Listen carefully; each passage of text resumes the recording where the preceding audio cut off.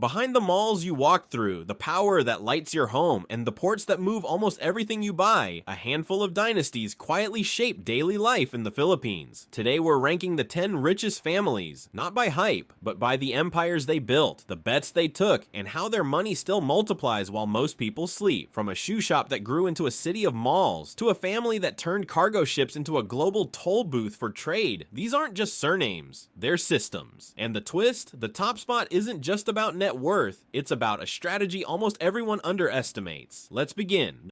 Number 10, the Cojuangco family, 1 billion US dollars.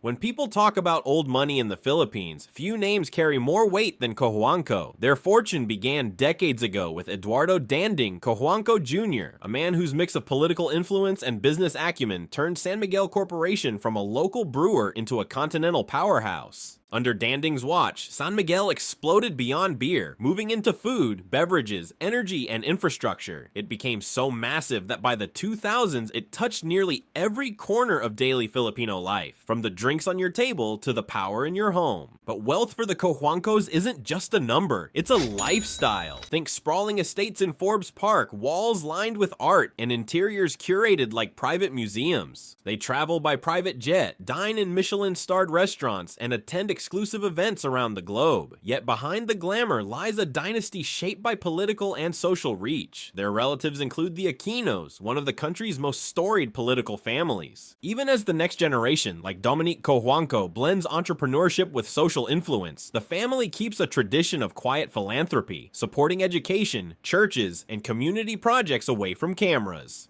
Number 9, the Poe family, 1.6 billion USD. Some fortunes are inherited, others are canned, literally. The Poe family turned a simple can of tuna into a billion-dollar empire that feeds millions. It all began in the late 1970s when Ricardo Poe Sr., a visionary entrepreneur, spotted an opening in a market dominated by imports. His big idea? Bring affordable, high-quality canned tuna to Filipino tables. That small spark grew into Century Pacific Food Incorporated, home of Century Tuna, a brand now as familiar as rice or adobo. But Ricardo wasn't content with one hit product. He built a house of brands that conquered grocery aisles: Argentina corned beef, 555 sardines, and Angel evaporated milk, each becoming a household staple. Today, under Christopher Poe's leadership, the family's empire has evolved into a food and beverage giant with reach across Asia and beyond. What sets the Poes apart is their balance between scale and soul. They serve millions of Filipinos daily, yet stay grounded in their founder's belief that good business must also be good for the nation. Despite their billions, the Poe family lives relatively low-key lives. They aren't known for super yachts or palace-sized mansions, but for quiet confidence. Their wealth doesn't just sit in bank accounts. It circulates through factories, farms, and food chains that keep the country running. 8. The Q family, 1.7 billion USD. When most people in the Philippines catch a cold or need medicine, they don't think about billionaires. But behind almost every bottle and pill is the quiet power of the Q family, founders of Mercury Drug. It all started in 1945 when Mariano Q, a war survivor, began selling medicine from a pushcart in post-war Manila. His idea was simple but revolutionary: make essential drugs accessible and affordable to everyday Filipinos. From that single cart grew Mercury Drug, now the largest pharmacy chain in the country, serving millions every day. What makes the Qs remarkable is how they handle success. While others flaunt their fortunes, they're known for their privacy and humility. No flashy cars, no constant headlines, just a relentless focus on building a trusted name in healthcare. Their wealth, estimated at $1.7 billion, is matched by their impact. Through the Mercury Drug Foundation, they've donated millions to hospitals, medical scholarships, and disaster relief programs. They've quietly built a legacy rooted in service, not spectacle, proving that business success and public good don't have to be opposites. Number 7, the Tan family, 1.8 billion USD.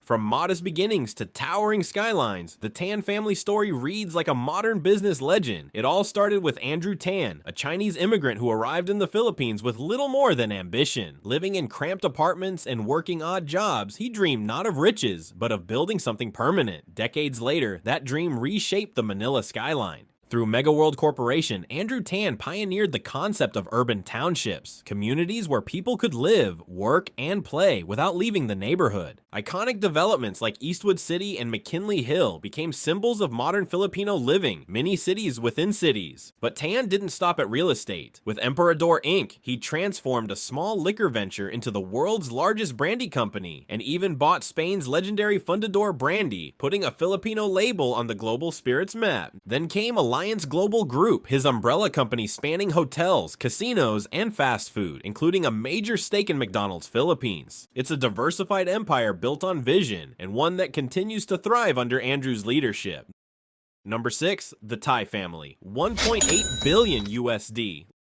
Long before skyscrapers filled Makati's skyline, a young banker named George Tai was quietly rewriting Philippine finance. In 1962, at just 29 years old, he founded Metrobank, a bold move in an industry dominated by established giants. Few believed a newcomer could stand against century-old institutions, but George wasn't trying to compete, he was trying to modernize. His vision was simple: create a Filipino bank that could stand shoulder to shoulder with the world's best. Over the decades, Metrobank became exactly that, a trusted symbol of stability and innovation. From small business loans to billion-peso infrastructure deals, the Tai family helped fuel the country's economic engine. But George didn't stop at banking. Through GT Capital Holdings, he diversified into insurance, energy, real estate, and even automobiles, holding a major stake in Toyota Motor Philippines, the nation's top-selling car brand. It was empire building done with quiet precision, piece by piece. Today, after George Tai's passing in 2018, his children Arthur, Alfred, Anjanette, and Alessandra carry on the legacy. Arthur now chairs Metrobank, Alfred leads federal land and luxury real estate, and together they oversee a multi-industry network that touches millions of Filipino lives. True to their father's style, the Tai siblings avoid the spotlight. No flashy parties or endless interviews, just steady leadership and strategic moves. Their wealth isn't loud, it's institutional, quietly embedded in the buildings, roads, and cars that keep the country moving.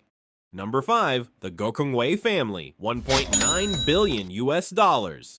Before he built one of the Philippines' largest conglomerates, John Gokongwei Jr. was just a boy selling goods on the streets of Cebu. He'd lost his father, and with him, the family fortune. But instead of giving up, he turned hardship into hustle. That resilience would one day create JG Summit Holdings, a business empire that now reaches nearly every Filipino household. From Universal Robina Corporation, the maker of Jack and Jill snacks and C2 green tea, to Cebu Pacific Air, which made air travel affordable for millions, the Gokongwei family has shaped industries across generations. They also hold major stakes in Robinson's Land, PLDT, and banking, giving them a footprint that stretches from the skies to supermarkets to the nation's internet cables. Today, the empire is led by Lance Gokongwei and his sisters, Faith, Hope, Lisa, and Marcia, each taking a role in steering different sectors of their late father's vision. Lance, in particular, has carried forward the Gokongwei philosophy: build businesses that empower the everyday Filipino.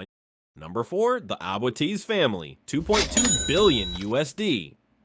When it comes to Philippine business dynasties, few names carry as much history or impact as Aboitiz. Their story stretches back over a century to a Spanish immigrant named Paulino Aboitiz, who arrived in Cebu with a vision and a trading ship. What began as a small abaca and shipping venture would evolve into Aboitiz Equity Ventures AEV, a powerhouse that now helps power, feed, and finance the nation. Today, the Aboitiz empire operates across power, banking, agribusiness, construction, and real estate, touching millions of Filipino lives. Their energy arm, Aboitiz Power, fuels cities and industries across the archipelago, while Union Bank has become a leader in digital transformation, pioneering online banking long before it was mainstream. Through Pilmico Foods, they help feed the nation, and with Aboitizland, they continue to reshape urban landscapes, from industrial parks to residential communities. But beyond business, the Aboitiz name stands for stewardship. Through the Aboitiz Foundation, they invest heavily in education, sustainability, and disaster relief, guided by a philosophy they call advancing business and communities. Now led by Sabin Aboitiz, the 5th generation of the family, the group has expanded its reach regionally, modernizing its operations while staying true to its roots. For the Aboitizes, wealth isn't just inherited, it's earned, evolved, and reinvested into the country that made it possible.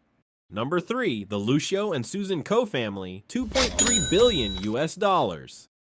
In a country where most fortunes were built on land or legacy, Lucio and Susan Coe built theirs on something simpler, everyday essentials. Back in 1998, while big retailers chased luxury malls, the Coe family spotted a gap. Ordinary Filipinos needed a place to shop affordably, so they opened the first Pure Gold Price Club, a small warehouse-style store designed for bulk buying and budget-conscious families. That single store snowballed into one of the largest supermarket chains in the Philippines, with hundreds of branches nationwide.